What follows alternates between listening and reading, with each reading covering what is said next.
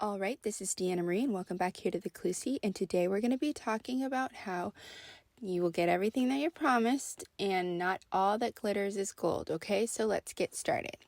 All right, today's Bible reference is going to be Genesis chapter 13, verses 8 through 9. So you guys know how I am. Open up the Bibles, get in the Word, let God speak to you what He wants to speak to you about, and open up and pray and open up the lines of communication. Okay. That being said, at this point in the Bible, Abraham was told to leave his homeland and go to the promised land. He brings his nephew Lot with him, and they're acquiring wealth in this new land, right? God's blessing it, right? But Lot's with Abraham, so he's being blessed as well.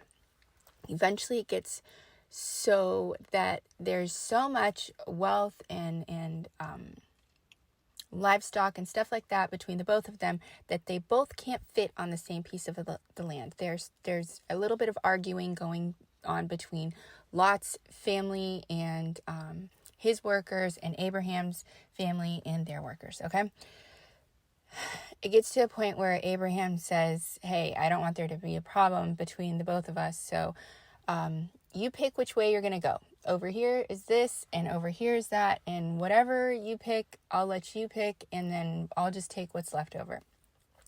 Lot looks out. He sees the cities and the plains and what looks like beautiful to him, and so he chooses that one, and Abraham stays, and he's in Canaan, and he accepts that, and then they both go their separate ways. Okay. Lot looked out, and what he saw, he desired something, and he thought, this looks real good. I'm going to pick this over here. That ends up being one of the most evil, wicked cities that has ever existed in all of time, and that's what he picked, right? Abraham did not pick. He left it up to Lot. He was generous. I think that he understood God gave him a promise, and so it didn't matter. He didn't need to be greedy. He didn't need to make the decision. He trusted God. He was going to let God make the decision for him or whatever, and he knew that God was going to bless him either way, and God had already promised him that he was going to make him a great nation and all these, and he gave him all these promises, so he didn't need to be greedy and be choosing what he thought looked best or whatever. He was going to leave it up to God's hands, okay? What does that mean for you? You need to leave everything up to God, right? Let him choose for you. And if he's given you a promise, nobody can take that promise away from you. Okay? Even if there's strife going on in your family, even if there's other people trying to take stuff that should be yours or stuff like that, it can't be taken away from you. He already gave you the promise. Okay?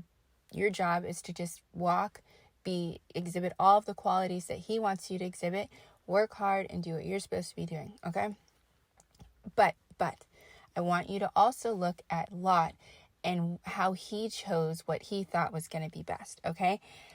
For some of you guys, when you are finding husbands, or this is geared more towards the men that are looking at wives, he looked out and he saw the land. He didn't do any research. He didn't try to talk to it. He didn't do anything. He just saw something, thought, that looks good.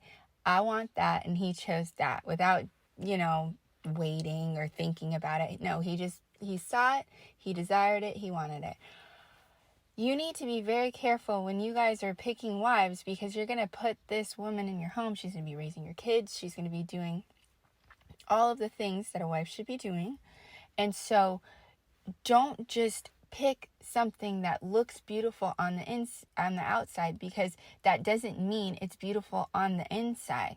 Okay? Jezebel was, I have a feeling she was beautiful. It says she was putting on makeup and stuff like that in the Bible and stuff right before she's killed. So I have a feeling she was probably somewhat appealing, right? So she ends up being the most evil, wicked, mean, nasty person on the inside, though.